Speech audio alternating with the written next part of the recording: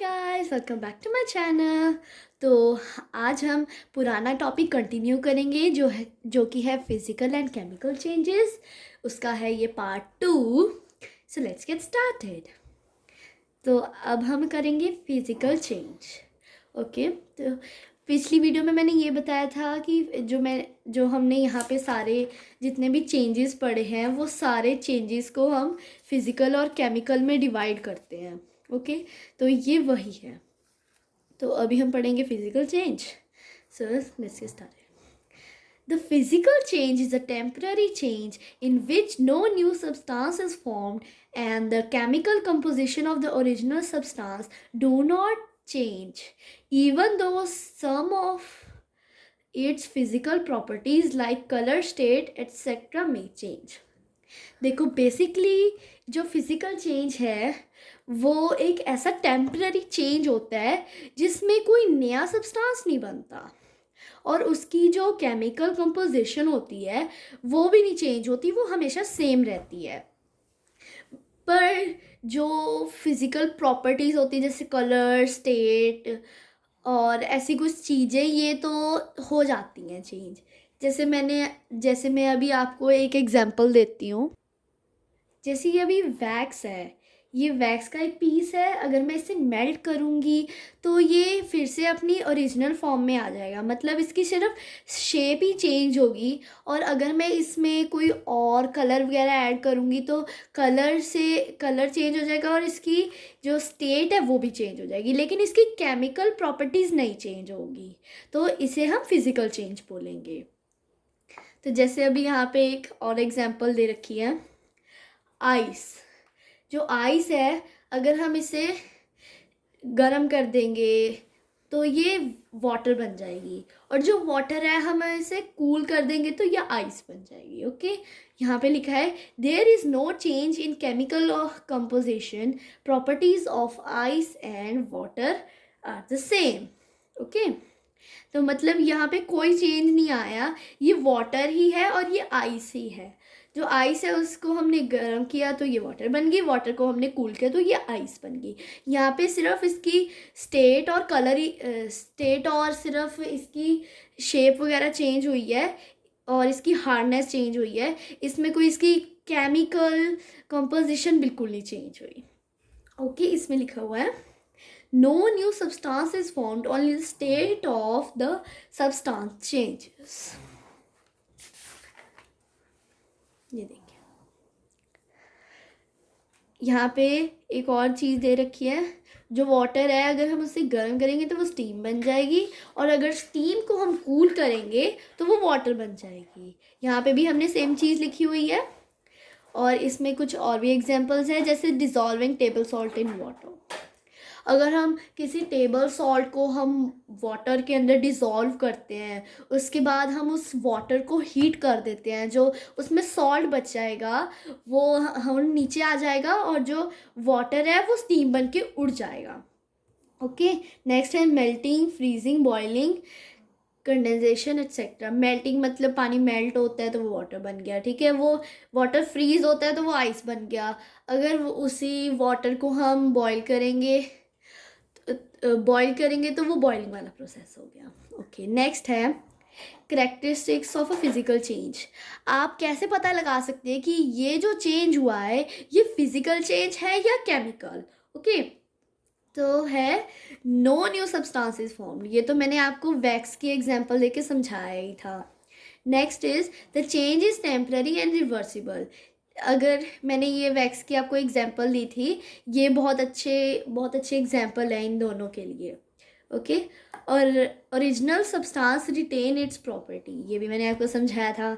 और physical change में cause changes in state, shape, size, colour in substance as well, ये भी मैंने आपको बताया था। ओके, आई होप कि आपको फिजिकल चेंज पूरा अच्छी तरह समझ आ चुका हो और आपको ये भी पता लग गया हो कि आप कैसे किसी चेंज के बारे में पता लगा सकते हैं कि ये फिजिकल चेंज है या फिर केमिकल चेंज। चलो केमिकल चेंज के बारे में बात करते हैं अब। ये है हमारे केमिकल चेंज। ये देखिए, ये जो पिछले हमने चेंजेस पढ़े थे वो इनमें डिवाइड होते हैं।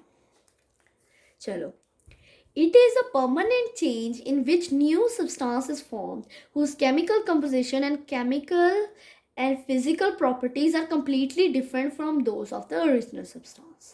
तो मैंने आपको बताया ये बिल्कुल उल्टा हो गया फिजिकल चेंज के बारे में. ओके, जैसे अब यहाँ पे ये एग्जांपल है. वुड जो होती है, वुड को अगर हम हीट अप करेंगे तो वो ऐश में कन्वर्ट हो जाएगा. ठीक है, और ऐश में वो टोटली कैसे ये हमारा एक न्यू सब्सटेंस बन जाएगा अगर हम वुड को हीट अप करेंगे. ये जो ट्रायंगल साइन है ये हीट का साइन होता है.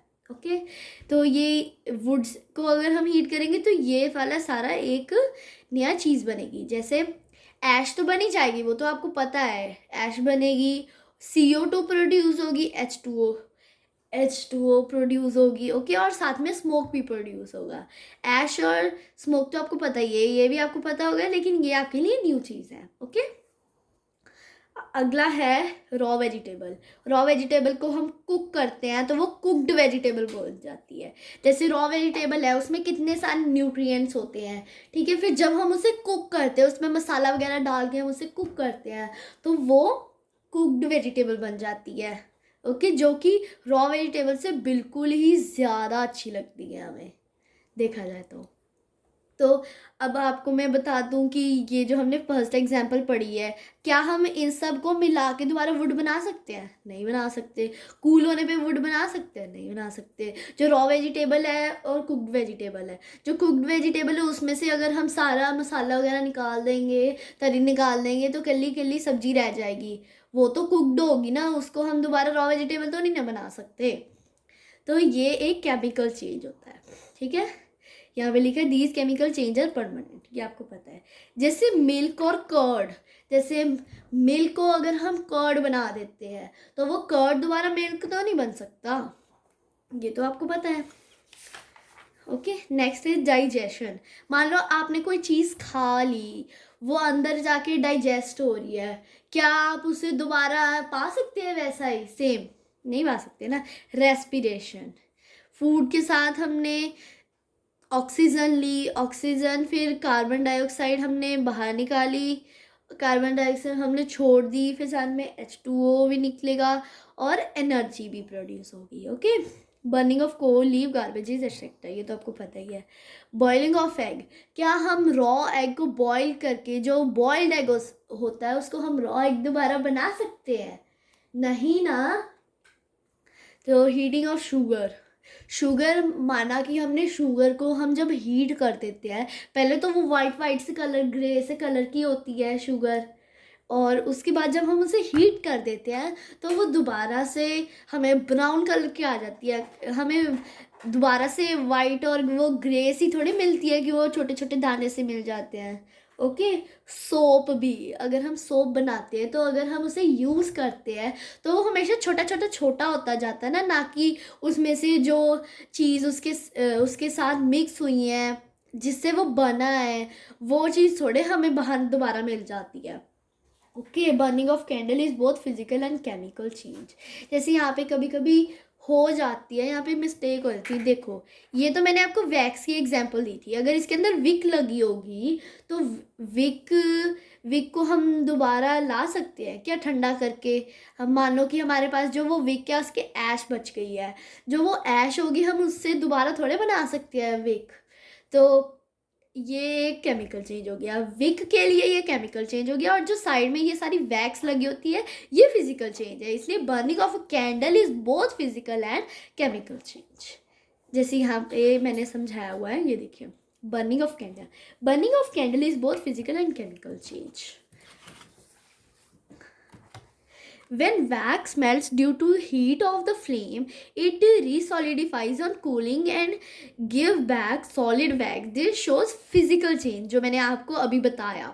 Okay, during burning of candle, some wax undergoes consumption to give CO2 and H2O, which are new products. This is a permanent change and it it is not possible to get back wax from CO2 and H2O. This shows chemical change.